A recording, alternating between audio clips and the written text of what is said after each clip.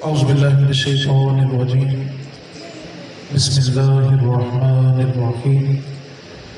قل لا أسألكم عليه أجرا إلا المودة في القربى. صدق يا رب العالمين. إن الله وملائكته يصلون على النبي يا أيها الذين آمنوا صلوا عليه وسلموا تسليما. بلغ العلا بكماله كشف الدجى بجماله حسنت. نبی پاک صلی اللہ علیہ وآلہ وسلم کے صحابہ نے ایک دن آپس میں مشورہ کیا کہ نبی پاک صلی اللہ علیہ وسلم کے گھر میں مہمانوں کا کثرت کے ساتھ آنا جانا ہے، اور نبی پاک صلی اللہ علیہ وسلم ہر مہمان کی مہمان نوازی بھی فرماتے ہیں، لیکن ظاہری طور پہ کوئی ذریعہ آمدن نہیں ہے، تو ہم کچھ رقم جمع کر کے نبی پاک صلی اللہ علیہ وسلم کی بارگاہ میں تحفہ پیش کرتے ہیں کہ نبی پاک صلی اللہ علیہ وسلم اس رقم سے مہمانوں کی مہمان نوازی فرما لیا کریں۔ اب صحابہ کرام نے یہ مشاورت کی کہ ہم ہر مہینے کچھ نہ کچھ رقم نبی پاک صلی اللہ علیہ وسلم کی بارگاہ میں بطور تحفہ پیش کیا کریں گے۔ اب جب رقم جمع ہو گئی تو دوسرا مسئلہ یہ درپیش تھا کہ رسول کریم صلی اللہ علیہ وسلم کی بارگاہ میں جا کر یہ گزارش کون کرے گا کہ آپ اس رقم کو قبول فرما لیں۔ رقم جمع ہونے کے بعد حضور کے چچا حضرت عباس رضی اللہ تعالی عنہ کا انتخاب کیا گیا کہ وہ جا کے نبی پاک صلی اللہ علیہ وسلم سے یہ بات کریں گے، اور حضور کے جو چچا حضرت عباس ہیں ان کے بیٹے ہیں عبداللہ بن عباس۔ ایک روایت میں ان کے چچا کا تذکرہ ہے، ایک میں ان کے بیٹے کا تذکرہ ہے کہ یہ عمر کے اعتبار سے نبی پاک صلی اللہ علیہ وسلم سے 2 سال بڑے تھے، لیکن ادب مصطفیٰ یہ تھا کہ کسی نے آپ سے پوچھا کہ آپ بڑے ہیں کہ حضور بڑے ہیں، تو فرمانے لگے بڑے تو وہی ہیں، پیدا میں پہلے ہوا تھا، بڑے وہی ہیں۔ اب ادب تھا کہ جا کے حضور سے بات کرنی ہے کہ یہ تحفہ قبول کریں۔ اب حضرت عباس رضی اللہ تعالیٰ عنہ حضور کے چچا وہ رقم لے کے حضور کی بارگاہ میں حاضر ہو گئے، آ کر عرض کرنے لگے یا رسول اللہ صلی اللہ علیہ وسلم، ہم یہ چیز ہر روز دیکھتے ہیں کہ آپ کے گھر میں کشانہ نبوت میں مہمان بڑی کثرت سے آتے ہیں، اور بڑے بڑے وفد بھی آپ سے ملنے کے لیے آتے ہیں، تو آپ ہر ایک کی مہمان نوازی بھی دل کھول کے کرتے ہیں، لیکن ہمیں یہ محسوس ہوتا ہے کہ ظاہری طور پہ کوئی ذریعہ آمدن بھی نہیں ہے، تو ہم نے یہ آپس میں مشورہ کیا تھا کہ ہم ہر مہینے کچھ نہ کچھ رقم جمع کر کے آپ کو بطور تحفہ پیش کر دیا کریں گے، تو آپ اس رقم سے مہمانوں کی مہمان نوازی فرما لیا کریں۔ ابھی حضرت عباس یہ گفتگو کر ہی رہے تھے، اس سے پہلے کہ حضور کوئی جواب دیتے، اس بات کا جواب اللہ نے جبریل امین کے ذریعے بھیجا۔ جبریل امین حاضر ہوئے، یہ قرآن کی آیت جو میں نے تلاوت کی ہے، آ کر یہ آیت تلاوت کی قُلْ لَا أَسْأَلُكُمْ عَلَيْهِ أَجْرًا، اے محبوب آپ ان سے کہہ دو کہ میں نے تمہارے تک جو دین پہنچایا ہے، طائف کے بازاروں سے لے کے کعبۃ اللہ کے صحن تک جتنی بھی اذیت اور تکلیف برداشت کی ہے، ہم صرف طائف کا تذکرہ پڑھ لینا تو رسول کریم صلی اللہ علیہ وسلم کو جب طائف کے بدماشوں نے زخمی کر دیا تو رسول کریم صلی اللہ علیہ وسلم کے سر انور سے اتنا خون بہہ رہا تھا کہ جب نبی پاک صلی اللہ علیہ وسلم نے پینے کے لیے پانی کا پیالہ طلب کیا تھا، پانی کا پیالہ ہونٹوں تک جانے سے پہلے پہلے سارا خون کا بھر گیا تھا، اور حضور نے جو نالین اس دن استعمال کیے تھے وہ خون کے بھرے ہوئے تھے، اور رسول کریم صلی اللہ علیہ وسلم نے ایک پتھر کی اوڑ میں جب ٹیک لگا کے آپ بیٹھ گئے تو طائف کے بدماش پھر آگے بڑھے، اور 2 لڑکوں نے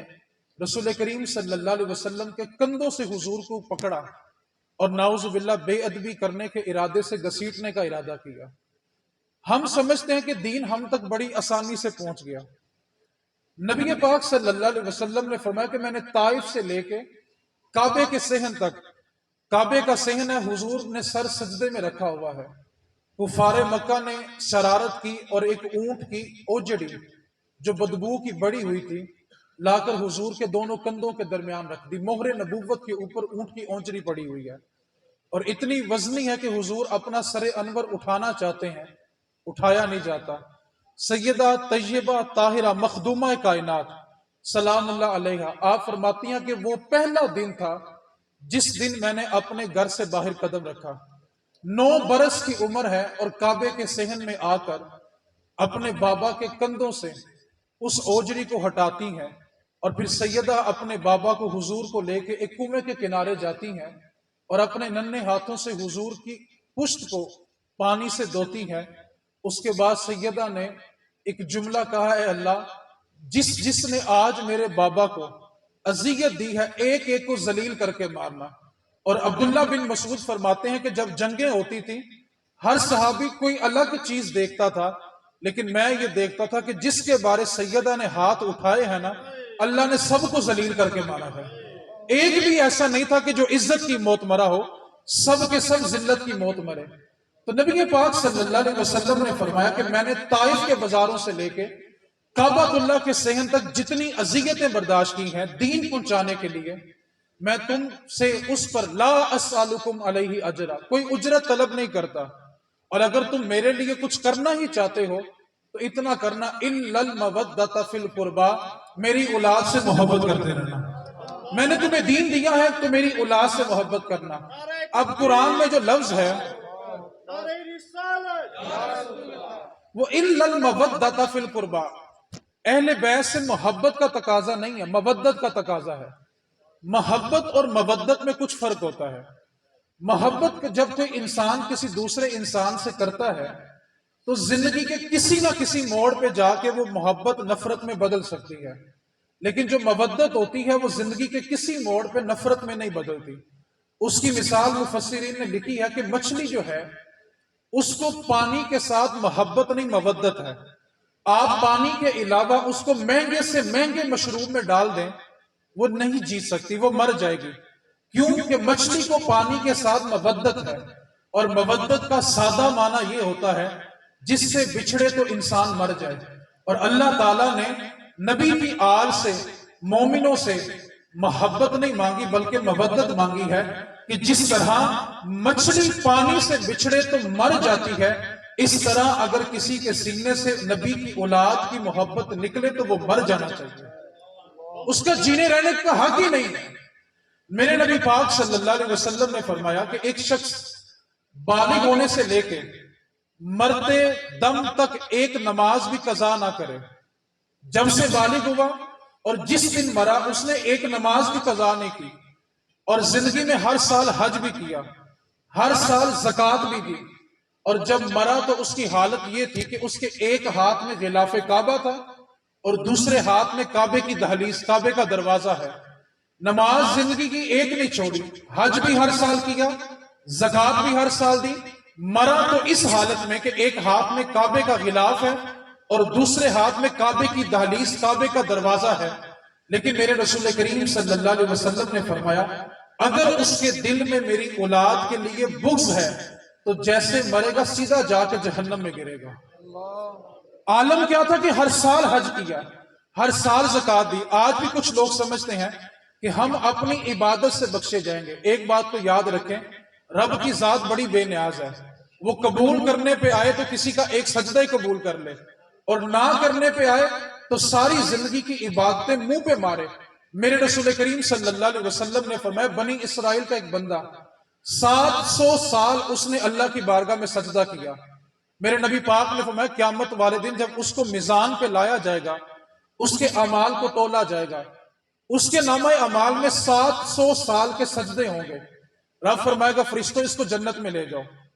اب جب فرشتے اس کو لے کے جنت کی طرف جا رہے ہوں گے تو اس شخص کی زبان سے ایک جملہ نکلے گا کہ مجھے تو جنت ملنی ہی ملنی تھی، 700 سال سجدے جو کیے ہیں۔ رب فرمائے گا فرشتوں اس کو واپس لے کے آؤ۔ دوبارہ اس کو میزان پہ کھڑا کیا جائے گا، اور 700 برس کی عبادت ایک پلڑے میں، رب فرمائے گا فرشتوں اس کی ایک آنکھ نکالو اور دوسرے پلڑے میں وہ آنکھ رکھو، جب وزن تولا جائے گا تو آنکھ وزنی ہوگی اور عبادت کم پڑ جائے گی۔ رب فرمائے گا اس کو فرشتوں اٹھاؤ اور جہنم کی تہ میں پھینک کے آؤ۔ وہ بندہ گڑ گڑائے گا اور عرض کرے گا مالک غلطی ہوگی معاف کر دے، تو رب تعالیٰ فرمائے گا بندے سن، تجھے جو پہلے جنت دی تھی نا وہ تیرے سجدوں کا بدلہ نہیں، تیرے رب کی رحمت تھی، وہ تو رب نے رحمت کی تو تجھے جنت مل گئی۔ تو آج اگر کوئی شخص یہ سمجھے کہ ہم عبادت کریں اور اہل بیت کو چھوڑ دیں، تو میرے نبی پاک نے فرمایا وہ کعبے کے صحن میں مر جائے، غلاف کعبہ کو تھام کے مر جائے، سیدھا جہنم میں جائے گا۔ اور حدیث کے اگلے جملے میں فرمایا ایک شخص نماز پڑھتا ہے لیکن کبھی کبھی کمی کوتاہی کر جاتا ہے، معاملات میں کمی کوتاہی کر جاتا ہے، لیکن اگر اس کے سینے میں میری اولاد کی محبت ہے نا، فمم مات شہیدا، جیسے ہی مرے گا اللہ اس کو شہیدوں کی صف میں جمع فرمائے گا کہ یہ بندہ میری اولاد کی محبت لے کے مرا ہے۔ نبی پاک صلی اللہ علیہ وسلم کی جو اولاد ہے، حضرت حذیفہ بن یمان رضی اللہ تعالیٰ عنہ فرماتے ہیں میں اپنے گھر سے نکلا تو میری والدہ نے پوچھا حذیفہ کدھر جا رہے ہو؟ عرض کی اماں مغرب کی نماز پڑھنے کے لیے حضور کے پاس جا رہا ہوں۔ تو اماں کہنے لگی حذیفہ جانا اور اگر نبی پاک سے ملاقات ہو جائے تو اپنی اور اپنی ماں کی بخشش کی دعا کرا کے آنا، کیونکہ صحابہ جانتے تھے کہ حضور ہاتھ اٹھا دیں تو واپس خالی نہیں آتے۔ آج لوگ عقیدے امپورٹ کر رہے ہیں، آج ہر چیز امپورٹ ہوگی تو عقیدے بھی امپورٹ ہو گئے۔ ایک بات تو یاد ہے کہ میرا ذاتی نظریہ دعا کے بارے یہ ہے، ہم جب دعا کے لیے ہاتھ اٹھاتے ہیں تو دعا قبول ہونے کے لیے اوپر جاتی ہے، اور جب میرے حضور دعا کے لیے ہاتھ اٹھایا کرتے تھے تو قبولیت نیچے آیا کرتی تھی کہ جا کے حضور کی دعا کو لے کے آؤ۔ اللہ قبولیت زمین پہ بیچ دیتا تھا کہ جاؤ میرے حضور نے ہاتھ اٹھا لیے ہیں۔ اب حذیفہ کہتے ہیں کہ میری والدہ نے کہا کہ حذیفہ میری بخشش کی دعا کرا کے آنا، اور حذیفہ بن یمان فرماتے ہیں کہ میں نے اپنی والدہ سے وعدہ بھی کر لیا کہ میں حضور سے دعا کرا کے پلٹوں گا۔ کہتے ہیں میں نے مغرب کی نماز حضور کے پیچھے پڑھی تو حضور کے گھر کچھ مہمان آئے تھے، حضور نے فرض نماز پڑھائی اور فوراً اپنے حجرے میں چلے گئے، اور میں عشاء کی اذان تک انتظار کرتا رہا کہ ابھی حضور حجرے سے باہر تشریف لائیں گے تو ماں سے جو وعدہ کیا ہے اس کو پورا کروں گا اور گھر چلے جاؤں گا۔ کہتے ہیں اتنے میں مؤذن نے عشاء کی اذان دی اور حضور عشاء کی جماعت کے لیے تشریف لائے، اور جیسے ہی حضور نے فرض نماز پڑھائی پھر حجرے کی طرف چل دیے۔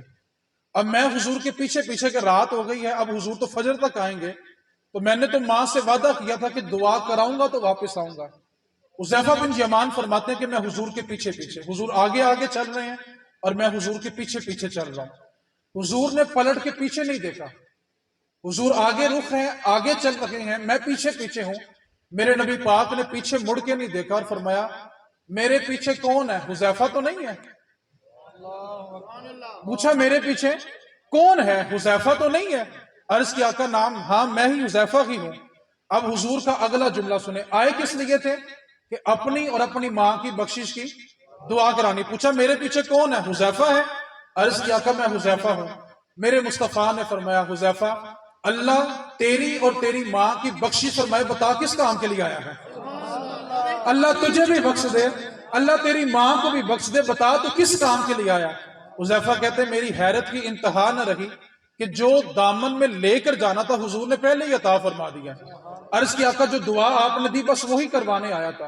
حذیفہ بن یمان فرماتے ہیں کہ جب میں نے یہ بات سن لی تو میں نے دیکھا کہ حضور کسی سے گفتگو کر رہے ہیں، باتیں کر رہے ہیں، لیکن نظر کوئی نہیں آ رہا۔ میں نے حضور کے دائیں بائیں آگے دیکھا لیکن کوئی نظر نہیں آ رہا، لیکن حضور مسلسل باتیں کر رہے ہیں۔ جب نبی پاک صلی اللہ علیہ وسلم نے خاموشی اختیار فرما لی تو میں نے عرض کی آقا ابھی آپ کسی سے باتیں کر رہے تھے؟ تو میرے نبی پاک نے فرمایا ہاں حذیفہ میں کسی سے کلام کر رہا تھا۔ تو میں نے عرض کی آقا بتائیں آپ کس سے باتیں کر رہے تھے؟ میرے نبی پاک صلی اللہ علیہ وسلم نے فرمایا حذیفہ ابھی ابھی آسمان سے ایک فرشتہ نازل ہوا تھا اور وہ آج سے پہلے کبھی زمین پہ نہیں اترا، لیکن رب نے اس کو ایک خاص مقصد کے لیے اور ایک عظیم خوشخبری دے کے بھیجا ہے۔ حذیفہ بن یمان فرماتے ہیں کہ میں نے رسول کریم کی بارگاہ میں عرض کیا تھا وہ خوشخبری مجھے بھی سنائے، تو میرے رسول کریم نے فرمایا سن حذیفہ ابھی ابھی جو فرشتہ زمین پر اترا تھا آج سے پہلے کبھی نہیں اترا، اور وہ خوشخبری یہ لے کے آیا تھا کہ اے نبی اللہ فرما رہا ہے کہ میں نے آپ کے نواسوں حسن اور حسین کو جنت کا مالک بنا دیا ہے۔ وہ خوشخبری دینے کے لیے آیا تھا کہ آپ کے نواسے مالک بن چکے ہیں۔ دو باتیں میری رہ گئی گفتگو کی، اس کے لیے آپ کی توجہ چاہتا ہوں۔ جب دنیا کے اندر ہوائی سفر نہیں ہوتا تھا تب سمندری سفر ہوتا تھا۔ آج بھی سمندر کے ذریعے چیزیں امپورٹ بھی ہوتی ہیں، ایکسپورٹ بھی ہوتی ہیں، سفر بھی ہوتا ہے، لیکن جب ہوائی سفر نہیں تھا تو ہر قسم کا جو سفر تھا وہ سمندر کے ذریعے یا ریگستان کے ذریعے، گھوڑوں کے ذریعے ہوتا تھا۔ اور اس میں طریقہ کار یہ ہوتا تھا کہ لوگ کشتی میں سوار ہوتے تھے اور علم النجوم، ستاروں کی مدد سے وہ اپنی منزل کو تلاش کرتے تھے کہ ہم نے جس منزل پہ پہنچنا ہے وہ کس طرف ہے۔ یعنی وہ ستاروں سے رہنمائی لیتے تھے کہ کون سا علاقہ، کون سی بستی، کون سا ملک کس طرف ہے۔ اب اصول یہ تھا کہ جس نے اپنی منزل پہ پہنچنا ہوتا تھا وہ کشتی میں سوار ہوتا تھا اور ستاروں سے رہنمائی لیتا تھا۔ میرے نبی پاک صلی اللہ علیہ وسلم نے فرمایا کہ میری اہل بیت کشتی نوح کی مثل ہے، جو اس میں سوار ہوگا وہ بچ جائے گا، جو نہیں بیٹھے گا ہلاک ہو جائے گا۔ نوح علیہ السلام نے جو کشتی تیار کی تھی 1800 ہاتھ لمبی تھی اور 300 ہاتھ چوڑی تھی، اور اس کی 3 منزلیں تھیں۔ ایک منزل پہ درندے، وحشی جانور، ایک پر پرندے اور ایک پر انسان۔ جو اس کشتی میں سوار ہوا تھا صرف وہی بچا تھا، حتیٰ کہ نوح علیہ السلام نے چلتے چلتے اپنے بیٹے سے پھر کہا تھا کہ میں تجھے اللہ سے ڈراتا ہوں، میری کشتی میں بیٹھ جا، بچ جائے گا۔ تو بیٹے نے کہا نہیں، آپ نہ بھی بچائیں تو میں خود بچ جاؤں گا۔ ابھی وہ یہ کلام کر ہی رہا تھا کہ باپ اور بیٹے کے درمیان سمندر کی ایک موج آئی اور بیٹا غرق ہو گیا اور کشتی چل پڑی۔ اب نوح علیہ السلام کے زمانے میں جو طوفان آیا تھا وہ اتنا سخت تھا کہ اللہ تعالیٰ نے کعبہ اللہ بھی آسمانوں کی طرف اٹھا لیا تھا۔ آج جو کعبہ ہم دیکھتے ہیں نا، یہ طوفان نوح کے بعد ابراہیم علیہ السلام، اسماعیل علیہ السلام نے دوبارہ تعمیر کیا، اور پھر نبی پاک صلی اللہ علیہ وسلم نے انہی بنیادوں کے اوپر کعبۃ اللہ کو تعمیر کیا۔ آج جو کعبے کی بلڈنگ ہم دیکھتے ہیں یہ 10ویں بار تعمیر ہوا ہے۔ سب سے پہلے آدم علیہ السلام نے کیا اور سب سے آخر میں نبی پاک صلی اللہ علیہ وسلم نے تعمیر کیا۔ اب جب طوفان نوح آیا تو طوفان نوح اتنا سخت تھا کہ زمین کو بالکل برابر کر دیا گیا، حتیٰ کہ کعبۃ اللہ کو بھی آسمانوں کی طرف اٹھا لیا گیا۔ زمین پہ کوئی چیز باقی نہیں بچی، صرف وہ لوگ بچے جو نوح علیہ السلام کی کشتی میں سوار تھے۔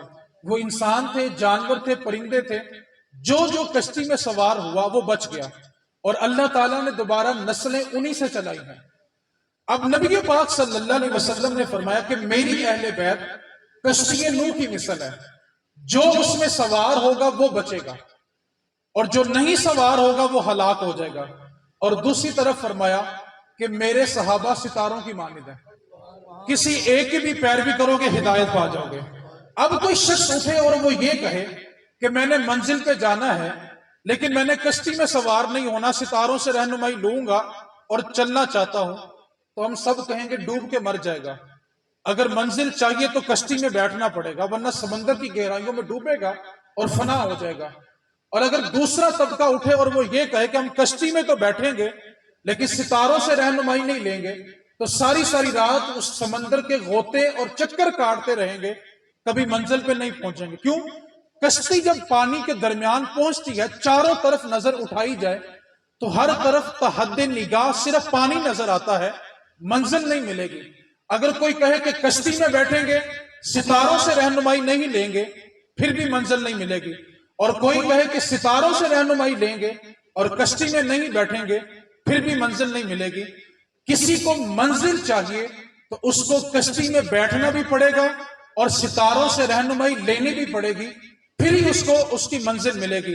تو خلاصہ کلام یہ ہوا کہ جس کو صراط مستقیم پہ چل کے جنت چاہیے اس کو اہل بیت کا دامن تھامنا بھی پڑے گا، صحابہ کے پیچھے چلنا بھی پڑے گا۔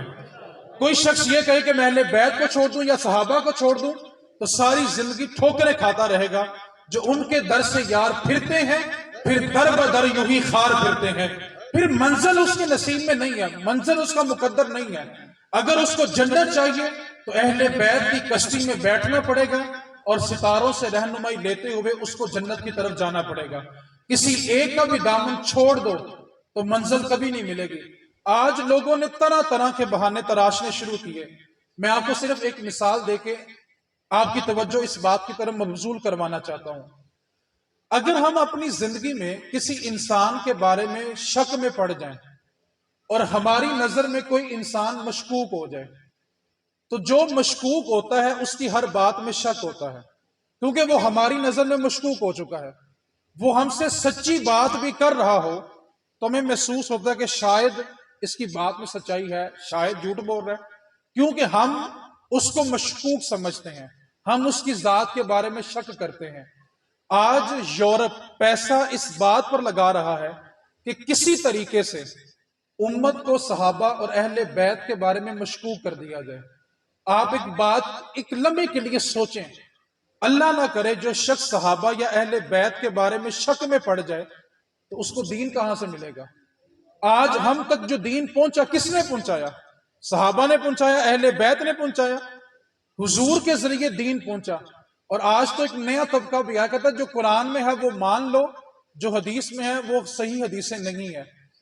ایک بات کو یاد رکھیں، اگر آپ ایک لمحے کے لیے توجہ کریں اور میں اپنی بات سمجھا سکوں تو شاید آپ کو یہ بات عقیدے کے لیے بڑی فائدہ مند ثابت ہو.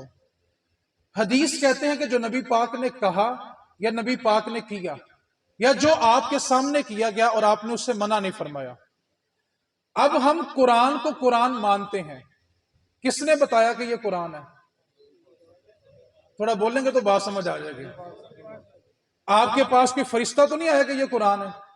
نبی پاک نے بتایا کہ یہ قرآن ہے تو ہم نے قرآن کو مان لیا کہ یہ قرآن ہے. ہم ایک خدا کو مانتے ہیں، کس نے بتایا کہ خدا ایک ہے؟ بولے تو صحیح آپ. نبی پاک نے بتایا کہ خدا ایک ہے. سارے امتی اپنے اپنے نبیوں سے پوچھتے رہے کہ خدا ایک ہے، سب نے کہا ہاں ایک ہے. امتیوں نے اپنے اپنے نبی سے پوچھا کہ آپ کو کیسے پتا چلا کہ خدا ہے اور ایک ہے؟ سب نے کہا کہ ہمیں جبریل نے بتایا کہ خدا ہے اور ایک ہے. لیکن جب نبی پاک سے پوچھا گیا کہ آپ بتائیں خدا ہے، تو نبی پاک نے فرمایا ہاں خدا ہے. آپ سے پوچھا گیا کہ آپ کو کس نے بتایا کہ خدا ہے؟ سب نبی کہتے رہے کہ ہمیں جبریل نے بتایا ہے کہ خدا ہے. لیکن میرے حضور نے یہ نہیں فرمایا کہ مجھے جبریل نے بتایا، میرے نبی نے فرمایا ہاں خدا ہے اور میں محمد سر کی آنکھوں سے دیکھ کے آؤں کہ واقعی خدا ہے. سب نبی کہتے رہے خدا ہے. اور آج ہمارے بچوں کو جو سکول کالج یونیورسٹی میں جڑنے والے بچے ہیں ان کو دین سے دور کرنے کے لیے ملحد طبقہ جو خدا کی ذات سے بھی بیزار ہے وہ طرح طرح کے ہیلے بہانے تلاش کر رہا ہے. آج کل انہوں نے ایک نیا پروپوگنڈا شروع کیا جو بڑا پرانا ہے لیکن آج کی نسل کے لیے نیا ہے. وہ علامہ اقبال کے زمانے میں نا ایک شخص تھا، وہ کہتا دیکھو ہندو جب اپنے بت کی پوجا کرتے ہیں تو ان کا بت ان کے سامنے ہوتا ہے. جو آتش پرست ہیں وہ آگ جلاتے ہیں تو پوجا کرتے ہیں، چاند کو پوجنے والے چاند کو دیکھتے ہیں تو پوجا کرتے ہیں، سورج کی پرترش کرنے والے اپنے سورج کو دیکھتے ہیں تو اس کو سجدہ کرتے ہیں. لیکن تم مسلمان واحد قوم ہو جو جس خدا کو پوجتے ہو اس کو دیکھتے نہیں ہو. بتاؤ تمہارا خدا ہے تو نظر کیوں نہیں آتا؟ اب اگر یہ سوال کالج یونیورسٹی میں کیا جائے تو ہمارے بچے لاجواب ہیں، کیونکہ ہم نے ان کو قریب نہیں کیا. میں کہتا ہوں جتنا ہم نے اپنے آپ کے لیے اپنے فرقوں کے بارے پڑھا، کاش اس سے آدھا ہم نے اپنے رب کے لیے پڑھا ہوتا، کم از کم اپنے خدا کی پہچان کی ہوتی. اب وہ کہتے ہیں خدا ہے تو نظر کیوں نہیں آتا؟ آپ اسلام کے علاوہ ہر مذہب کو اٹھا کے دیکھ لیں، وہ جس کی پوجا کرتے ہیں وہ سامنے ہوتا ہے. لیکن ہم خدا کو مانتے ہیں، خدا کو پوچھتے ہیں، لیکن خدا نظر نہیں آتا. اس نے جگہ جگہ جانا یہ سوال کرنا اور اس نے لوگوں کو لاجواب کرنا. کیونکہ اگر آپ کہیں کہ بھی قرآن میں لکھا تو وہ کہتا جب میں تمہارا خدا نہیں مانتا تمہارا قرآن کیوں مانوں؟ آپ کہو گے حدیث میں لکھا ہے، وہ کہتا جب میں تمہارا خدا نہیں ماننا، کتاب نہیں ماننی، نبی نہیں ماننا تو حدیث کیوں مانوں؟ تو آپ اس کو کیسے سمجھائیں گے کہ خدا ہے تو نظر کیوں نہیں آتا؟ اس نے جگہ جگہ سوال کرنا. ایک بندے سے اس نے پوچھا بتاؤ خدا ہے؟ اس نے کہا ہاں ہے. اس نے کہا نظر کیوں نہیں آتا؟ وہ بندہ سیانا تھا، اس نے کہا یار اس گلی سے باہر نکل، بالکل سامنے نا علامہ اقبال کا گھر ہے، اقبال سے جا کے پوچھ خدا ہے تو نظر کیوں نہیں آتا. اب اقبال بھی اقبال تھا. اقبال اکثر اپنی کلاس میں نا لیٹ جایا کرتے تھے، دیر سے جایا کرتے تھے. تو ایک دن استاد نے کہا اقبال تم دیر سے آتے ہو، تو اقبال کہنے لگا استاد جی اقبال دیر سے ہی آتا ہے، اقبال جو ہے وہ دیر سے ہی آتا ہے۔ اب اقبال ہے، اقبال کے بارگاہ میں، اور اقبال کا عشق دیکھیں، اقبال سے کسی نے پوچھا تھا بتاؤ میرے نبی پاک کا حجرہ افضل ہے یا کوہ طور افضل ہے؟ تو علامہ اقبال نے جو جواب لکھا ہے نا، آپ نے عشق کی انتہا کر دی، فرمایا کوہ طور کو میرے نبی کے حجرے سے نسبت ہی کیا ہے؟ میرے نبی کے حجرے میں جو جھاڑو دینے سے گرد و غبار اڑتا ہے نا، کوہ طور تو اس کا مقابلہ نہیں کر سکتا، اور تم میرے نبی کے حجرے کے برابر اس کو کھڑا کر رہے ہو۔ اب اقبال تو اقبال تھا، بندے نے جا کے دستک دی، آپ کا جو خادم اسلم تھا، علامہ اقبال کا خادم، دروازہ کھولا، اس نے کہا میں نے اقبال سے ملنا ہے۔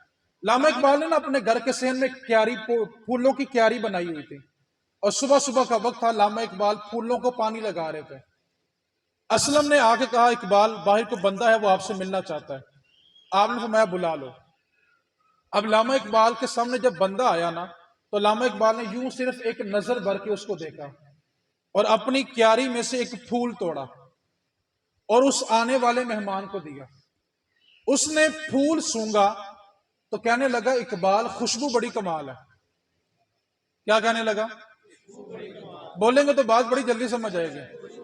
اس کا اعتراض کیا تھا کہ خدا ہے تو نظر کیوں نہیں آتا؟ کہنے لگا اقبال خوشبو بڑی مزیدار ہے۔ اقبال نے کہا اس میں خوشبو ہے؟ کہنے لگا ہاں ہے۔ فرمایا نظر نہیں آتی؟ فرمایا خوشبو ہے تو نظر کیوں نہیں آتی؟ وہ سمجھ گیا کہ جو میں اعتراض کر بیٹھا تھا میرا اعتراض ٹھیک نہیں تھا، گرمی ہوتی ہے لیکن نظر، سردی ہوتی ہے لیکن نظر، درد ہوتا ہے لیکن نظر، اسی طرح خدا ہے لیکن نظر نہیں آتا۔ آپ اپنے بچوں کو یہ بتلائیں کہ اس وقت یورپ ہمیں ہمارے صحابہ اور اہل بیت سے دور کرنا چاہتا ہے، کیوں کہ جس دن کوئی مسلمان ان کے بارے میں شک میں پڑ گیا، اور جو پڑے ہیں پھر وہ مرزے کے نام سے مشہور ہوتے ہیں، پھر وہ گاندھی کے نام سے مشہور ہوتے ہیں، کیوں؟ شک کرنے لگے۔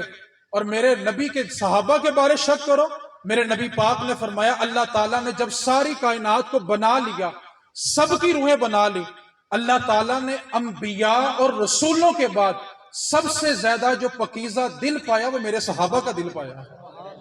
جب صحابہ کے بارے شک میں پڑ جاؤ گے تو دین کہاں باقی رہے گا؟ اپنی نسلوں کو یہ بات سمجھائیں۔ دوسری بات، اور میں گفتگو سمیٹنے کی طرف آ رہا ہوں، یہاں بیٹھے ہوئے ہر شخص سے اگر یہ پوچھا جائے کہ امام حسین رضی اللہ تعالیٰ عنہ نے اتنی عظیم قربانی کیوں دی، آپ تصور کریں، قربانی کا درد محسوس کرنے کی کوشش کریں۔ آج جو بندہ 20 دن 28 دن کے لیے مدینہ میں جاتا ہے نا پیکج لے کے، 28 دن کے بعد جب وہ مدینے سے جالیوں سے بچھڑ رہا ہوتا ہے نا، صرف وہ نہیں بچھڑتا، اس کی روح نکل رہی ہوتی ہے۔ مکے سے پلٹنا بڑا آسان ہے، لیکن اس سے پوچھو جو مدینہ چھوڑ کے آیا ہو کہ مدینے سے بچھڑنا کتنا مشکل ہے۔ میں کہتا ہوں جو 21 دن حضور کی بارگاہ میں رہے، جب وہ جالیاں چھوڑتا ہے تو روح نکلتی ہے۔ سوچو جس حسین نے بچپن اس مدینے کی گلیوں میں گزارا ہو، اور صرف گلیوں میں نہیں گزارا، حضور کے کندھوں پہ سوار ہو کے گزارا ہو، جس حسین کا بچپن مدینے کی گلیوں میں، لڑکپن مدینے کی گلیوں میں، جوانی مدینے کی گلیوں میں، بڑھاپا مدینے کی گلیوں میں، سوچو جب اس حسین نے نانا کا در چھوڑا ہوگا، جب اس حسین نے مدینہ چھوڑا ہوگا۔ ہم آسان سمجھتے ہیں کربلا کو، جب امام حسین نے مدینہ چھوڑا ہوگا سوچو کتنا درد ہوگا۔ احرام باندھا اور کعبے میں حج کرنے کے ارادے سے نکلے تھے، لیکن امام حسین نے مکہ پہنچ کے اپنے حج کو عمرے میں تبدیل کیا، عمرہ کیا اور اپنا احرام کھول دیا، اور وہاں سے کربلا کا سفر باندھ لیا۔ اب میں یہاں پہ ایک سوال کرنا چاہتا ہوں، اگر کسی بھی شخص سے پوچھا جائے کہ امام حسین کربلا میں کیوں گئے اور اتنی بڑی قربانی کیوں دی، تو سب کا ایک جواب ہوگا کہ اسلام بچانے کے لیے گئے تھے، دین بچانے کے لیے گئے تھے۔ میرا سوال یہ ہے کہ جس اسلام اور دین کو بچانے کے لیے خانوادہ رسول کو تپتی ریت پہ اللہ کی بارگاہ میں پیش کر دیا، وہ مہکتے پھول جن کی رگوں میں دوڑنے والا خون رسول اللہ کا خون تھا، جب وہ ننھے پھول اس تپتی ریت پہ اللہ کی بارگاہ میں پیش ہوئے ہوں گے، کیا مقصد تھا؟ صرف ایک مقصد تھا کہ دین بچ جائے، اسلام بچ جائے۔ امام حسین نے اتنی عظیم قربانی دی کہ میرے نبی کا دین بچ جائے، اسلام بچ جائے۔ میرا سوال یہ ہے کہ جس حسین نے اسلام بچانے کے لیے اتنی عظیم قربانی دی، کیا وہ اسلام آج ہمارے گھروں میں موجود ہے؟ کیا ہم نے اس دین کو بچایا؟ کیا ہم نے اس اسلام کو بچایا؟ ہم میں سے ہر شخص چاہتا ہے کہ پورے ملک میں اسلام نافذ ہو جائے، اسلامی قوانین نافذ ہو جائیں، لیکن ہمارا اختیار نہیں ہے کہ ہم ملک میں اسلام نافذ کریں۔ ہمارا اختیار ملک میں تو نہیں ہے، لیکن جس چار دیواری میں آپ اور میں رہتے ہیں، کیا اس چار دیواری میں ہمارا اختیار نہیں ہے؟ ہمارے زیر کفالت پلنے والے لوگ، کیا ان پہ ہمارا اختیار نہیں ہے؟ کیا ہماری ذات پر ہمارا اختیار نہیں ہے؟ ہم چاہتے یہ ہیں کہ پورے ملک میں اسلام ہونا چاہیے، تو جس چار دیواری پہ ہمارا اختیار ہے، ہم نے اس چار دیواری میں اسلام نافذ کیوں نہیں کیا؟ جو ہمارے زیر کفالت پلنے والے تھے، ہم نے ان پہ اسلام نافذ کیوں نہیں کیا؟ کیا ہماری ذات کو دیکھ کے دور سے ہم چلے آ رہے ہوں تو کیا ہمیں دیکھ کر کوئی کہہ سکتا ہے کہ یہ اسلام کا نمائندہ چلتا ہوا آ رہا ہے؟ اس کے کردار سے، اس کی صورت سے اسلام چھلکتا ہے۔ امام حسین نے تو اسلام بچانے کے لیے مصطفیٰ کے مہکتے پھول تپتی ریت پہ اللہ کی بارگاہ میں پیش کر دیے۔ ہم نے اس اسلام کو کتنا کہ بچایا ہے؟ وہ سفید داڑھی، 5 وقت کا نمازی، قرآن کی تلاوت کرنے والا، لیکن جب اس کے گھر میں بھی تیل مہندی ہو اور بیٹیاں ناچ ناچ کے فرش توڑ دیں، اور اگر وہ بھی 10 محرم کو دیگے پکا کے یہ سمجھتا ہے نا کہ میں امام حسین سے وفا کر رہا ہوں، تو وہ امام حسین کو دھوکہ دے رہا ہے۔ یہ وفا نہیں ہے۔ بعد میں حاجی صاحب کہتے کیا ہیں جی پتر بڑے ہو گئے نے، کار دی بھی انہوں نے رل گئی ہے، میری سوندا کوئی نہیں ہے۔ اسی حاجی صاحب سے اس کے بچے اپنا حصہ مانگے نا، تو حاجی صاحب کا ڈنڈا پیچھے پیچھے ہوتا ہے، بچے آگے آگے ہوتے ہیں، پھر گھر والی کی بھی زبان نہیں کھلتی۔ تب حاجی اتنا سمجھدار ہے، اور جب نبی پاک کے دین کی دجیاں اڑائی جا رہی ہوں تب کہتا کہ میں مجبور ہوں، بچے بڑے ہو گئے ہیں۔ جو ناچ ناچ کے فرش توڑیں وہ بھی کہے کہ میں 10 محرم کو سبیل لگاؤں گا۔ جس اسلام کو بچانے کے لیے اتنی عظیم قربانی دی گئی، سوال یہ پیدا ہوتا ہے کیا ہمارے گھر والوں کی ذات سے وہ اسلام نظر آتا ہے؟ امام محمد جو فقہ کے امام ہیں اتنے سونے تھے کہ لوگ ان کو دیکھ کے کہا کرتے تھے یار چھوٹا محمد اتنا سونا تھے، بڑا محمد کتنا سونا ہوئے گا۔ یار امتی ایسا ہو کہ لوگ کہیں کہ امتی اتنا اچھا تو ان کا آقا کتنا اچھا ہوگا۔ بایزید بستامی کے پاس آپ کا مرید آیا، کہنے لگا حضور میں فلاں شہر میں تبلیغ کے لیے جا رہا ہوں، کوئی مختصر سی نصیحت کریں کہ میری تبلیغ پر اثر ہو۔ آپ نے فرمایا بیٹا کوشش کرنا تبلیغ زبان سے نہ کرنی پڑے۔ نبی پاک کے صرف 2 صحابہ مدینہ چھوڑتے ہیں حضور کے وصال کے بعد، اور ایک ملک میں جا کے پرچون کی دکان ڈالتے ہیں۔ سارے علاقے میں یہودی ہوتے ہیں، ایک بھی مسلمان نہیں ہوتا۔ صرف 2.5 سے 3 سال کے بعد اس پورے علاقے میں ایک یہودی نہیں بچا، سارے مسلمان ہو گئے۔ انہوں نے آپس میں چھان بین کی آخر ہوا کیا؟ اس نے مذہب چھوڑا، اس نے مذہب چھوڑا، جب تحقیق کرتے کرتے یہاں تک پہنچے کہ جب کہ یہ 2 دکاندار اس علاقے میں آئے ہیں نا، ان کا کردار اتنا اچھا، ایمانداری اتنی تھی کہ ہم ان کو دیکھ دیکھ کے ان کے مذہب میں پلٹ گئے۔ تو ایک یہودی جو مسلمان ہو گیا تھا کہنے لگا یار سوچو تو صحیح، جس نبی کو ماننے والے اتنے اچھے، ان کا نبی کتنا اچھا ہوگا یار۔ یہ شان ہے خدمت گزاروں کی، سرکار کا عالم۔ یار ہم دیکھیں کہ کیا وہ اسلام ہمارے گھروں میں ہے؟ اگر نہیں ہے تو 10 محرم کی سبیل کسی کام کی نہیں، 10 محرم کو ختم پاک کسی کام کا نہیں۔ کیوں؟ امام حسین نے ہماری سبیل کے لیے قربانی دی۔ یار حضور کے مہکتے ہوئے پھول صرف ہماری سبیلوں کے لیے قربان کیے گئے، حضور کا خان وعدہ صرف ہماری دیگوں کے لیے قربان کیا گیا، اسلام کی بقا کے لیے تھا۔ اسلام زندہ ہوتا ہے ہر کربلا کے بعد، اور اس کی مثال زندہ آج بھی ملتی ہے۔ آپ کو پوری دنیا میں یزید نامی بندہ نہیں ملے گا، لیکن جس گلی میں جاؤ گے تمہیں حسین حسین حسین کرنے والے بندے ہر دہلیز میں نظر آئیں گے۔ یار جو زندہ تھے وہ آج نظر نہیں آتے، اور جو کٹ گئے قیامت تک ان کی نسلیں باقی رہیں گی۔ اسلام زندہ ہوتا ہے ہر کربلا کے بعد۔ اس فلسفے کو سمجھنا ہے تو یوں سمجھو، یزید کے 15 بیٹے تھے اور 5 بیٹیاں تھیں، 20 بچے ہونے کے باوجود یزید کے 20 بچے بے نسل ہو کے مرے، 20 کے 20 بچوں میں سے آگے ایک بچہ نہیں ہوا. یار جس کے 20 بچے آگے اس کا کچھ نہیں چلا، اور جس کا بچہ ہی ایک تھا، قیامت تک حضور کا خون چلتا ہوا آتا جائے گا.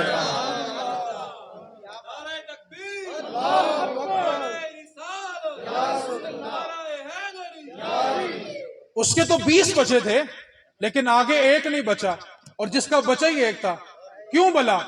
اس بات پہ توجہ کریں، توجہ میری طرف فرمائیں آپ، بڑی مہربانی توجہ میری طرف کریں. اس کی وجہ یہ تھی کہ دشمنی حسین سے نہیں مصطفیٰ سے تھی. کیونکہ دشمنی حسین سے نہیں، کیونکہ نبی پاک کی حدیث پاک ہے، حسین منی و انا من حسین مجھ سے ہے اور میں. اب اس حدیث کو سمجھیں تو بڑا مزہ ہے. حدیث کہتی ہے کہ یہ بات تو سمجھ آتی ہے کہ حسین مجھ سے ہے، کیونکہ نواسا ہے، نانے سے ہو سکتا ہے.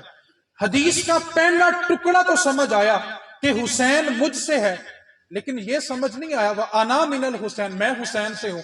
تو اس کا مطلب کربلا کے بعد سمجھ آیا کہ کربلا تک، یعنی پیدائش سے لے کے کربلا تک حسین حضور سے ہے، اور کربلا سے لے کے قیامت تک حضور حسین سے ہے.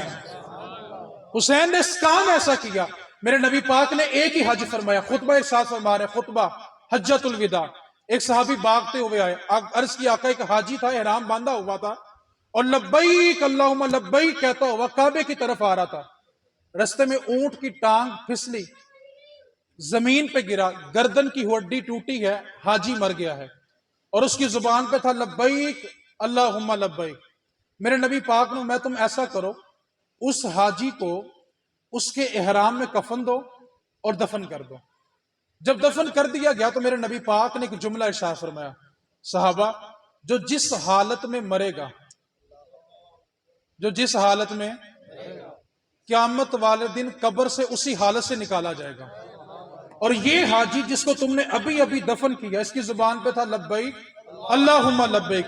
میرے صحابہ قیامت والے دن جب اس کی قبر کھلے گی تو قبر سے لبیک کہتا ہوا باہر آئے گا. اب اس حدیث کے بعد ایک جملہ میں اور کہنا چاہتا ہوں. میرے نبی نے فرمایا جو جس حالت میں مرے گا، قیامت والے دن قبر سے اسی حالت میں اٹھایا جائے گا. نانے نے ایک سجدہ حسین کے لیے کیا اور سجدے کو طول دیا، پھر حسین نے ایک سجدہ کیا اور ایسا کیا کہ قیامت تک حسین سجدے میں ہے. اور قیامت والے دن جب حسین کے مزار کو کھولا جائے گا تو امام حسین اپنا سر سجدے سے اٹھائیں گے، کیونکہ جو جس حالت میں جاتا ہے قیامت والے دن اسی حالت سے اٹھایا جائے گا. تو امام حسین نے جو اتنی عظیم قربانی دی، وہ کس کے لیے دی تھی؟ بولے تو صحیح آپ. میں سمجھتا ہوں بڑا مشکل کام آ گیا، لیکن ایک بات کو یاد رکھیں، قربانی ہماری دیگوں اور سبیلوں کے لیے نہیں ہے. اگر کوئی 10 محرم کو تپتی دھوپ میں کھڑا ہو کے سارا دن شربت بانٹے اور 10 محرم کو بھی 5 نمازیں نہ پڑھے، آپ بتائیں امام حسین خوش ہو جائیں گے؟ میں آپ سے ایک سوال کرنے لگوں، میری بات سے ناراض نہیں ہونا. ہر گھر میں یہ مشورہ ضرور ہوا ہوگا کہ ختم تک کی پکانا ہے. کبھی کسی نے یہ مشورہ کیا کہ یار کم از کم 10 محرم 5 پوریاں پڑھیں گے؟ کیوں نہیں کر رہے ہم اس اسلام کو اور اہل بیت کو وفا سے کیوں نہیں ملتے؟ میں گفتگو سمیٹنے لگا ہوں. امام حسین نے 4 باتیں ہیں جس کی وجہ سے یزید کے ہاتھ میں ہاتھ نہیں دیا تھا، اور یہ میری گفتگو کا نچوڑ ہے. وہ 4 باتیں آپ نے بڑی توجہ سے سمجھنی ہیں. کربلا کو اگر آپ نے ایک جملے میں سمجھنا ہو نا کہ کربلا کیا ہے، تو وہ جملہ یہ ہے کہ لوگ اپنا سر بچانے کے لیے ہاتھوں میں ہاتھ دے دیتے ہیں کہ یار سر کی جان چھوڑو، بتاؤ کہاں انگوٹھا لگانا ہے. ہم انگوٹھا لگا کے اپنا سر بچا لیتے ہیں. لوگ سر بچانے کے لیے ہاتھوں میں ہاتھ دے دیتے ہیں، اور حسین نے اپنا ہاتھ بچانے کے لیے سر ہی دے دیا. یزید کا کیا مطالبہ تھا کہ صرف میرے ہاتھ میں ہاتھ دے دو. ہاتھ دینے میں 2 فائدے تھے، جان بچ جائے گی، سرکاری عہدہ ملے گا، مال مل جائے گا. لیکن امام حسین نے اس کو قبول نہیں کیا. کیوں؟ کہ جو کٹ گئے وہ قیامت تک زندہ ہیں. اور یہ میں نہیں کہہ رہا، نبی پاک کی حدیث پاک ہے. آج آپ ہر کوئی اپنی اپنی برادری سے ہے. میرے رسول کریم صلی اللہ علیہ وسلم نے فرمایا میدان معاشر میں ہر نسب ٹوٹ جائے گا، کوئی اپنی برادری کے نام سے نہیں پکارا جائے گا، لیکن سید قیامت والے دن بھی سید ہی ہوگا. حضور کی اولاد قیامت والے دن بھی سید کہہ کے پکاری جائے گی. اب 4 باتیں ہیں، میں بس مختصر اس کو بیان کر رہا ہوں. وہ 4 باتیں اگر آپ سمجھ لیں تو آپ کو کربلا سمجھ آ جائے گی. کربلا ہوئی کیوں تھی؟ پہلی بات، امام نے فرمایا یزید مدینے میں نمازیں قضا کرتا تھا اور بے نمازی وقت کا حاکم ہو حسین کے ہوتے ہوئے ایسا نہیں ہوگا. دوسری بات، میں نے یزید کو مدینے میں شراب پیتے ہوئے دیکھا ہے. شرابی میرے نانے کے دین کے تخت پر بیٹھے حسین کے ہوتے ہوئے ایسا نہیں ہوگا. اور امام حسین کے الفاظ بلا کے ہیں وَأَنَا أَحَقُّ مَنْ غَيَّرَ، میں سب سے زیادہ حق رکھتا ہوں کہ اس کا مقابلہ کروں. تیسری بات فرمایا کہ میں نے یزید کو رنڈیوں کے ناچ نچاتے ہوئے دیکھا ہے، میں نے اس کو مجرے کرواتے ہوئے دیکھا ہے، اور ایسا بندہ وقت کا حاکم ہو حسین کے ہوتے ہوئے ایسا نہیں ہوگا. اور چوتھی بات، یہ اللہ کے حرام کو حلال کرتا ہے اور اللہ کے حلال کو حرام اور حرام کو حلال کرتا ہے. ایسا بندہ دین کے تخت پر بیٹھے ایسا نہیں ہوگا. اب میرا سوال یہ ہے، جس بندے کے نام پہ ہم نے انگوٹھا لگایا اس کی چونک میں بڑی سی تصویر لگی ہے، وہ کوئی ایم این اے ہے، ایم پی اے ہے، وزیر ہے، مشیر ہے، سینیٹر ہے، کسی بھی عہدے کا مالک ہے، اور اگر ہمیں پتا ہو کہ اس کے ڈیرے پہ جب بھی خوشی ہوتی ہے وہ شراب اور رقص کے بغیر نہیں ہوتی، اور اگر اس کے سپورٹروں میں ہماری تصویر لگی ہوئی ہے تو ہمیں سبیل لگانے کی کوئی ضرورت نہیں ہے. اگر شرابی اور زانی اور بے نمازی کی حمایت میں اس کے سپورٹر میں ہماری تصویر بھی لگی ہوئی ہے، ہمارا نام لکھا ہوا ہے، تو ہمیں شربت کی سبیلیں لگا کے دودھ میں کھڑے ہونے کی کوئی حاجت نہیں ہے. دیگے پکا کے یہ ختم پاک دلانے کی کوئی حاجت نہیں ہے. امام نے 2 دیگوں کے لیے قربانی دی تھی، آپ کی شربت کی سبیل کے لیے قربانی دی تھی. قربانی اس لیے دی تھی کہ سر کٹ جائے گا، ظالم کی حمایت نہیں کروں گا. اور میرے رسول کریم صلی اللہ علیہ وسلم کا فرمان ہے، کوئی شخص جانتا ہو کہ سامنے والا ظالم ہے اور اس کا ظلم جاننے کے باوجود اس کی حمایت کرے، اس کا ساتھ دے، میرے نبی پاک نے فرمایا قیامت والے دن دونوں کو اکٹھا جہنم میں پھینکا جائے گا. آپ جس کے نام پہ انگوٹھا لگا رہے ہیں، آپ کو نہیں پتا کہ اس کے ڈیرے پہ جب بھی خوشی ہوتی ہے وہ رقص کے بغیر نہیں ہوتی، وہ شراب کے بغیر نہیں ہوتی. اور اگر اس کے سپورٹروں میں ہم بھی ہیں تو پھر مہربانی کریں امام حسین کو دھوکہ نہ دیں. امام حسین نے قربانی اسلام کی بقا کے لیے دی تھی. ہم سمجھتے ہیں کہ سیاہی صرف سیاہی ہے، یہ قیامت والے دن نامہ اعمال میں تولی جائے گی، اس کا حساب دینا پڑے گا. اس واسطے 4 باتیں تھیں، بے نمازی ہے، شرابی ہے، رنڈیوں کے ناچ دیکھتا ہے، اور اللہ کے حرام کو حلال سمجھتا ہے. نوجوانوں، اگر ساری رات موبائل پہ آنکھیں گندی کرنی ہے اور صبح اٹھ کے سبیل لگانی ہے تو کوئی حاجت نہیں ہے. اگر ساری رات موبائل میں رنڈیوں کے ناچ دیکھنے ہیں تو مہربانی کریں امام حسین کو ہماری سبیل کی کوئی حاجت نہیں ہے. وہ پیاسے رہ کر بھی قیامت تک کے لیے زندہ ہیں. اس لیے اگر ہم چاہتے ہیں کہ ہم کربلا والوں سے وفا کریں تو اپنے گھروں میں اسلام کو نافذ کریں، دین کو نافذ کریں. کم از کم آپ کی 4 دیواری آپ کے اختیار میں ہے. آج ہم میں سے ہر شخص بلا کیا چاہتا ہے ہمارا حاکم عمر بن خطاب جیسا ہو. میرے نبی کا فرمان ہے اعمالکم مالکم، تمہارے نامہ اعمال ہی تمہارے حکمران ہیں. جیسے تمہارے نامہ اعمال ہوں گے ویسے تمہارے حاکم ہوں گے. بجلی چوری اس معاشرے میں اور ان کو حاکم عمر چاہیے. بہن بھائیوں کی وراثت کھا جانا اس معاشرے میں اور حاکم عمر چاہیے. ہر چیز میں ملاوٹ اور حاکم عمر چاہیے. جس قوم کو عمر ملے تھے نا اس قوم کا معیار یہ تھا کہ ماں نے کہا بیٹا دودھ میں پانی ملا لے کچھ آمدن زیادہ ہو جائے گی، تو بیٹی نے کہا ماں نہیں، امیر المومنین عمر فاروق نے منع کیا ہے، ریاست مدینہ میں کوئی چیز میں ملاوٹ نہیں کرے گا. تو ماں نے کہا بیٹا اس وقت کون سا عمر دیکھ رہا ہے؟ تو بیٹی کا جواب سنو، فرمایا ماں عمر نہیں، عمر کا رب تو دیکھ رہا ہے نا. جب قوموں کا معیار یہ ہوتا ہے نا تو پھر اس قوم کو عمر بن خطاب ملتے ہیں. اور جناب عمر نے جب یہ جملہ سنا بیٹی کا، صبح گئے اور اپنے بیٹے کے لیے اس بیٹی کا رشتہ مانگا. اور آپ جانتے ہیں عمر بن عبد العزیز جن کو عمر ثانی کہا جاتا ہے، آپ نے کیسا نظام خلافت بنایا کہ آپ نے اپنے خلافت کے دور میں اہل سنت کے ہاں یہ بھی خلفائے راشدین میں ایک روایت کے مطابق شامل ہے، 8 شہروں میں زکوٰۃ تقسیم کرنے کے لیے بھیجا کہ ان شہروں میں جاؤ اور زکوٰۃ کا مال بانٹ کے آؤ. وہاں سے بڑے ہوئے اونٹ واپس آگے کہ حضور پورے شہر میں زکات لینے والا بندہ ہی کوئی نہیں ہے، اور وہاں کے لوگ اپنی زکاتیں لے کے بیٹھے کہ ہماری زکات بھی لے کے چلے جائے۔ اور یہ جو عمر بن عبدالعزیز پیدا ہوئے تھے نا، یہ اسی بیٹی کی اولاد سے پیدا ہوئے تھے۔ اور میں کہتا ہوں ایک جملے کے اندر، اگر بیٹا حسین پیدا کرنا ہو تو اس کے لیے ماں فاطمہ چاہیے ہوتی ہے، ماں فاطمہ ہو تو پھر بیٹے حسین ہوتے ہیں، کردار ماں کا فاطمہ جیسا ہو تو پھر بیٹے حسین ہوں گے۔ آخری جملہ اور گفتگو مکمل، نصیحت صرف محرم الحرام کی یہ ہے، شروع سے لے کے آخر تک۔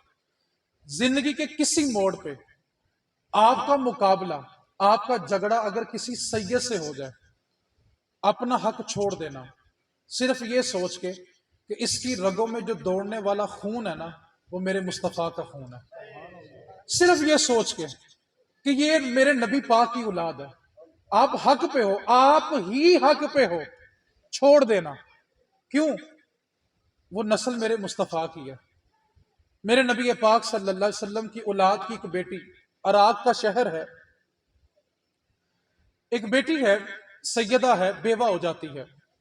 ابن جوزی نے اس کو لکھا ہے، جوان بیٹیاں ہوتی ہیں اور بیوہ ہو جاتی ہے، اور چھت بھی نہیں ہے جہاں پہ اپنے آپ کو ڈانپ سکے۔ کسی نے کہا کہ اس شہر میں چلے جاؤ، وہاں پہ دو لوگ بڑے سخی ہیں، ایک مسلمان ہے اور ایک مجوسی ہے، جا کر ان سے اپنا درد بتاؤ، شاید وہ تمہاری مدد کریں، بڑے سخی بندے ہیں۔ نبی پاک کی بیٹی اپنی جوان بیٹیوں کو لے کے پہلے مسلمان کی دہلیز پہ آتی ہے، دستک دیتی ہے تو کہتی ہے کہ شوہر کا انتقال ہو گیا ہے اور میں نبی پاک کی بیٹی ہوں، اور 7 جوان بیٹیاں ہیں، اگر کچھ رہنے کے لیے چھت مل جائے تو میں تمہارے لیے دعا کروں گی۔ مسلمان کہنے لگا، تم سیدہ ہو، میں کیسے مان لوں، تمہارے پاس کیا دلیل ہے کہ تم حضور کی اولاد ہو؟ اتنا جملہ کہا تو وہ سیدہ کہنے لگی، میں شجرہ تو ساتھ لے کے نہیں گھوم رہی، لیکن اگر تم میری بات کا یقین کر لو کہ میں واقعی حضور کی اولاد میں سے ہوں۔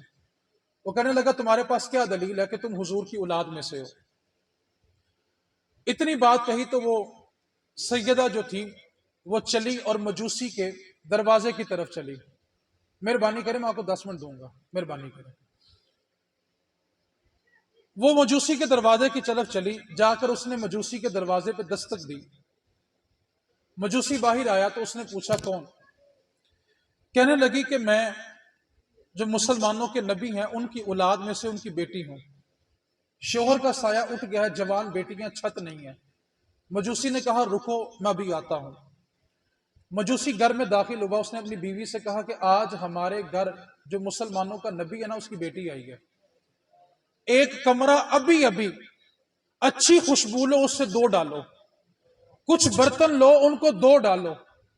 جب برتن دھو لیے، کمرہ دھو لیا، دروازہ کھولا اور کہا کہ آپ اس کمرے میں آئے۔ نبی پاک کی بیٹی اپنی بیٹیوں کو لے کے اس کمرے میں چلی گئی۔ رات ہوتی ہے تو وہ مسلمان جس نے یہ کہا تھا کہ تم سیدہ ہو تو تمہارے پاس کیا دلیل ہے، سوتا ہے تو دیکھتا ہے کہ جنت کی سیر کر رہے، اور چلتے چلتے ایک بڑا خوبصورت، بڑا عالیشان محل آتا ہے، اور دروازے پہ حضور خود کھڑے ہوتے ہیں۔ کہنے لگا، حضور یہ محل مجھے دے دے۔ میرے نبی پاک نے فرمایا یہ ایک مسلمان کا ہے۔ کہنے لگا، حضور میں بھی تو مسلمان ہوں۔ فرمایا تیرے پاس کیا دلیل ہے کہ تو مسلمان ہے؟ دلیل پیش کر کہ تو مسلمان ہے۔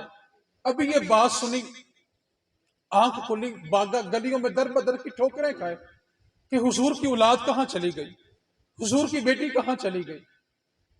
کسی نے بتایا کہ وہ جو فلاں مجوسی ہے، رات اس کے گھر میں قیام تھا، جا کر اسی سے پوچھ۔ جا کر دروازے پہ دستک دی اور کہنے لگا کہ ہمارے نبی کی اولاد تیرے گھر میں مہمان ہے، یہ 300 دینار لے لے اور مہمان مجھے دے دے۔ مجوسی کہنے لگا، سودا بن دیکھے ہوتا ہے، اب تو سودا دے کر آیا ہے، اور کہا جس محل سے داخل ہونے سے تجھے رسول اللہ نے روکا تھا نا، مجھے رسول اللہ نے کلمہ پڑھا کے وہ محل عطا فرما دیا ہے کہ تو نے میری بیٹی کی عزت کی، میری اولاد کو اپنے گھر میں جگہ دی، میں محمد تمہیں جنت کا محل عطا کرتا ہوں۔ اور سن، تجھے کلمہ کسی مولوی نے پڑھایا ہوگا، کسی پیر نے پڑھایا ہوگا، تیرے کسی بڑے نے پڑھایا ہوگا، اور سن میرا اسلام اتنا مضبوط ہے کہ مجھے کلمہ خود آمنہ کے لال نے آگے پڑھایا ہے، اور تو نے کہا تھا کہ تیرے سید ہونے کی کیا دلیل ہے؟ خدا کے واسطے اگر آپ کے سامنے سید آ جائے تو صرف ایک بات کہ نبی پاک کا خون ہے۔ میرے نبی پاک نے کیا کہا تھا؟ ہم کسی کے ڈیرے پہ جائیں نا صلح کرانے کے لیے، ہم بھلا کیا کہتے ہیں؟ یار چل میرے منہ نو کہلا ہے۔ ہم کسی کو منانے کے لیے جائیں، کوئی ناراض ہوتا ہم کیا کہتے ہیں؟ یار میری خاطر میرے منہ نو انج کر لے۔ اب میرے نبی پاک کا جملہ سنو، میرے نبی پاک نے کہا میری خاطر میری اولاد سے پیار کرو، میرے واسطے میری اولاد نہ پیار کرو۔ یار کتنا درد تھا حضور کے سینے میں اپنی اولاد کے لیے۔ جنید بغدادی بادشاہ ہارون رشید کے درباری پہلوان ہیں، اور جنید بغدادی داتا صاحب کے بھی پیروں میں آتے ہیں۔ پاکستان میں جتنے اولیاء ہیں وہ چمکتے ہوئے تارے ہیں، اور پاکستان کا چاند داتا علی حجویری ہے۔ پاکستان میں جو بھی چمکے گا وہ داتا صاحب کے قدموں سے چمکے گا۔ داتا صاحب پاکستان کا چاند ہے، باقی سب چمکتے ہوئے تارے ہیں۔ جس کو بھی فیض ملا وہ داتا علی حجویری کے قدموں سے ملا ہے۔ جنید بغدادی داتا صاحب کے بھی پیروں میں آتے ہیں۔ آپ اس لائن میں کیسے آئے؟ بادشاہ ہارون رشید کا زمانہ تھا، بادشاہ نے کہا جو میرے پہلوان جنید کو ہرائے گا منہ مانگا انعام ملے گا۔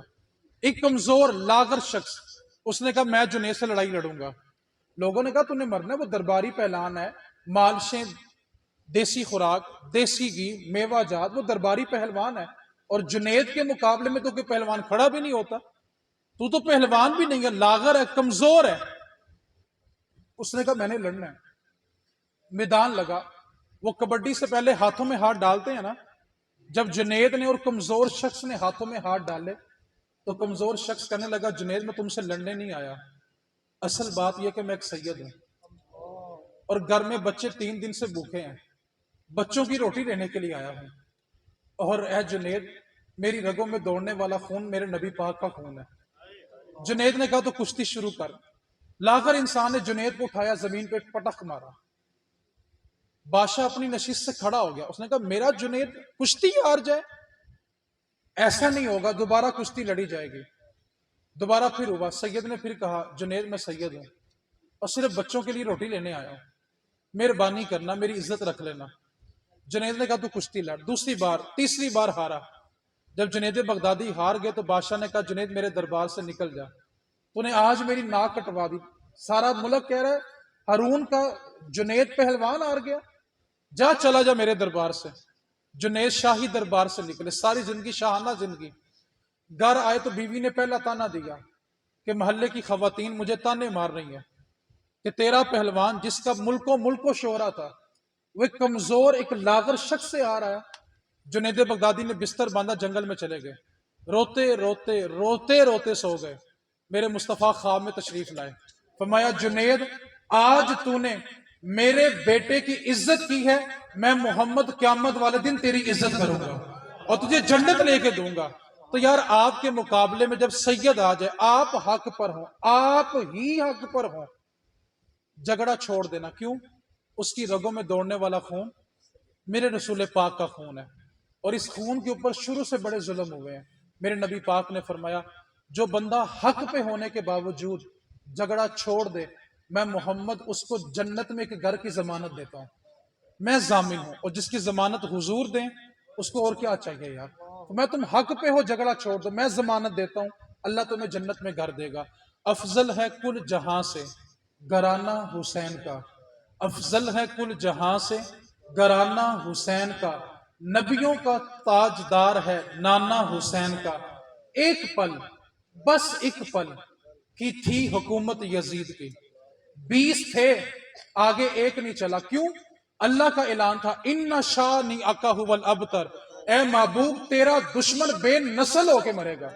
کیونکہ جب حضور کے تینوں صاحبزادوں کا وصال ہو گیا تو کفار مکہ کہنے لگے ان کے تو سارے بیٹے چلے گئے ہیں، نسل کہاں سے چلے گی؟ اللہ نے فرمایا محبوب گھبرانا نہیں، انا اعطینا کل کوثر، محبوب تجھے تو کوثر دے دی ہے، تجھے تو کثیر دے دی ہے، فصلی لربک وانحر، آپ نماز پڑھو اور قربانی کرو۔ آگے کافروں کو جواب دیا اے محبوب گھبرانا نہیں، انا شانی آقا هو الابتر، اے محبوب تیرا دشمن بے نسل ہو کے مرے گا۔ جس کے 20 تھے آج اس کا ایک نہیں ہے، اور جس کا بچہ ہی ایک تھا قیامت تک اس کا نسب باقی رہے گا۔ ایک پل کی، بس ایک پل کی تھی حکومت یزید کی، صدیاں حسین کی، زمانہ حسین کا، وما علینا الا البلاغ۔